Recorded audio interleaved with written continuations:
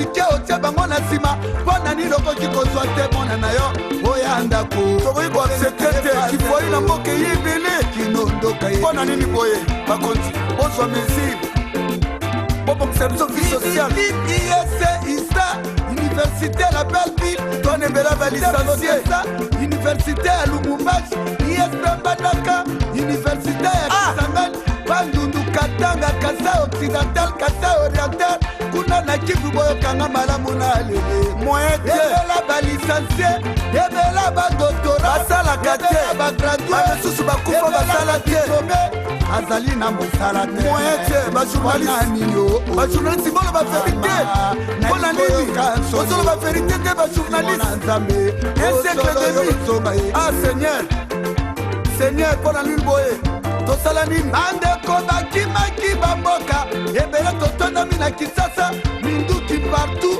mpona koluka intere ya bapaya kolingi intere ya biso te na bapoto babongisa mboka na bango mboka na biso epai ya baninga bazali na babanke biso tozali na banke te ata peuple moko aza na koti te bandeko mpona nini boseigneur okatu premier bobomanga mpona peuple nakoki kotrahi peuple nanga te natongi moto te okidelanga basoda te baboma ngai natangi koma moto te boboma ngai te ye ya mboka boboma ngai te liwa Lumumba ate liwa Kabila boboma ngai nde na kondima tozonga ata na unité mobutu atekaka mpe unité boboma ngai liwa Muse na kondima me ya bato ya mokili na boye yango bino bakonzi na biso ntango bokendaka bamboka mosusu ya Afrika ya ngele boyaka mpe na poto bomonaka baautorité ya baninga bomonaka bafarmasi ya baninga mokolo nini bokotela biso baautorité mboka ezanga autorité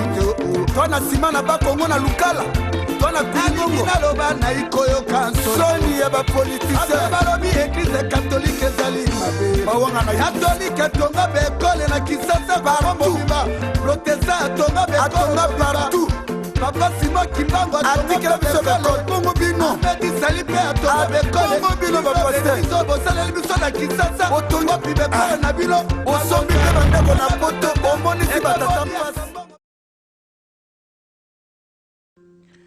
Tout au fond de moi je savais que tu étais toujours là près de moi. Ton regard d'amour me suivait, me couvrait, me guidait chaque jour. C'est peut-être l'exaction de trop en RDC. Depuis la disparition de Floribert Chebeya, des voix en RDC et aussi dans le monde s'élèvent. Oh mon Dieu, je t'appelle 3 fois. Qu'avions-nous fait, nous les militants de droits de l'homme? Vous avez la lourde responsabilité de nos âmes, que cet assassin soit traduit devant la justice. La voix des sans-voix. Mon nom Sikoko, bonjour. Oui, bonjour. Alors que vous inspire la disparition de Floribert Chebeya et ce qui s'ensuit, donc cette enquête qui s'est accélérée depuis samedi à Kinshasa. Oui, je me réjouis d'une part que la communauté internationale enfin parle haut et fort s'agissant de la mise en place d'une enquête indépendante. Et cette communauté internationale, j'ai fait partie de ceux qui rencontrent responsables occidentaux pour les mettre en garde par rapport à ce qui se passe au Zaïre, au Congo, pardon, en République démocratique du Congo. Et puis vous l'avez souligné vous-même en préambule qu'il y a eu d'autres journalistes qui ont été tués avant. Et tant que la communauté internationale n'avait rien fait, le gouvernement en place a continué à tuer les gens. Et maintenant, il y a une mort en trop, on réagit. Tant mieux. D'autant plus qu'il y aura dans les années à venir, et nous, M. Jean Kinda l'a souligné, des élections, donc la communauté, la diaspora congolaise s'impliquera dans ces élections, donc il y aura tentative de vouloir empêcher cette diaspora de pouvoir parler. Et à travers la mort de M. Chebeya, c'est la République démocratique du Congo et sans voix. Voilà pourquoi nous, à Union du Congo, nous interpellons cette communauté internationale pour un état de droit au Congo. Bien entendu, nous voulons qu'elle fasse partie de la commission indépendante qu'on demande. Mais nous voulons aussi que quelques membres de la diaspora congolaise, par rapport à leurs compétences, fassent partie aussi de cette commission. Mais il faut aussi qu'il y ait l'engagement de cette même communauté internationale dans la protection des défenseurs des droits de l'homme et des journalistes. Ce sont les plus exposés.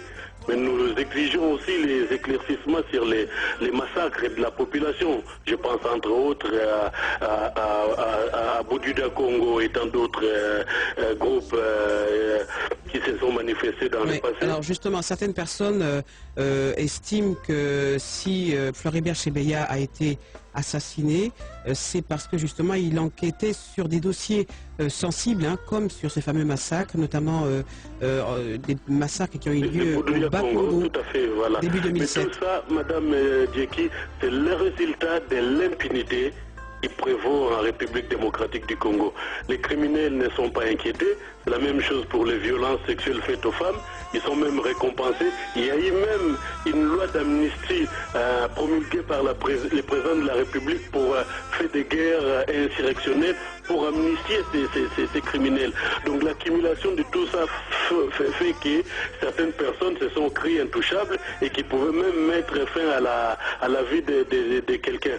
Voilà pourquoi nous exigeons qu'il y ait des éclaircissements sur ces massacres et qu'il y ait élucide aussi les assassinats des journalistes. Il y en a eu beaucoup, vous l'avez dit, et puis les arrestations arbitraires et les conditions de détention dans les prisons. Notamment qu'on règle les sorts des prisonniers politiques. Merci Lancy Coco. Maître Kalala, vous... La voix des sans-voix. Bonjour Gaspard.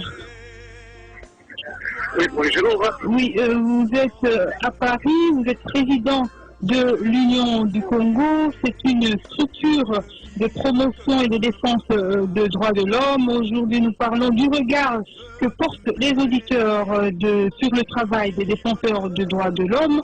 Quel est votre regard de Paris? Donc en fait, je suis Gaspard Hivert Lancy Congo, et Gaspard c'est mon prénom. Je viens d'entendre ce qui vient d'être dit, hein, c'est bien beau tout ça. Sauf que quand on regarde ce qui se passe aujourd'hui dans l'affaire Chebeya, les crimes commis par le sommet même de la police qui est censée protéger la population. Il dit encore de la présomption d'innocence, hein, Gaspard. Oui, je suis tout à fait d'accord qu'il y a présomption d'innocence, mais sauf que ce n'est pas d'autres personnes qui sont suspectées, si ce n'est que les responsables de la police. Donc il y a déjà un faisceau d'indices qui montre que les choses se passent de ce côté-là. Mais par rapport à... Il y a ma fille aussi qui va de l'autre côté, excusez-moi, va de l'autre côté. Par rapport au travail même, à la protection même de la société civile. Je pense que les vrais problèmes ne sont pas forcément les mesures qu'on essaie de prendre précipitamment. Le gouvernement est là depuis très très longtemps. Et comme par hasard, il n'y a que maintenant qu'on est en train de prendre ces mesures. Mieux vaut tard que jamais, me direz-vous. Sauf que le vrai problème vient du manque de séparation réelle des pouvoirs entre les différentes institutions.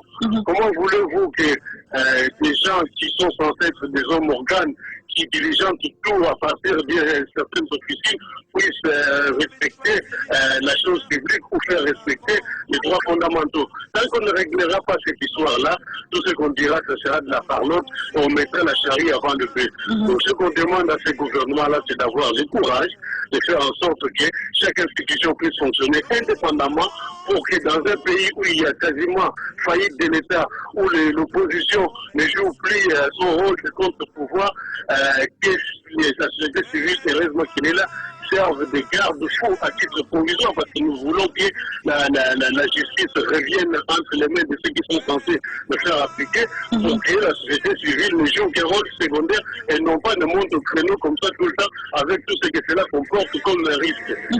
En tout cas, merci beaucoup Gaspard Lancy Coco. Vous êtes à Paris, vous êtes président d'une structure appelée Union du Congo. Merci pour votre intervention. La voix des sans-voix.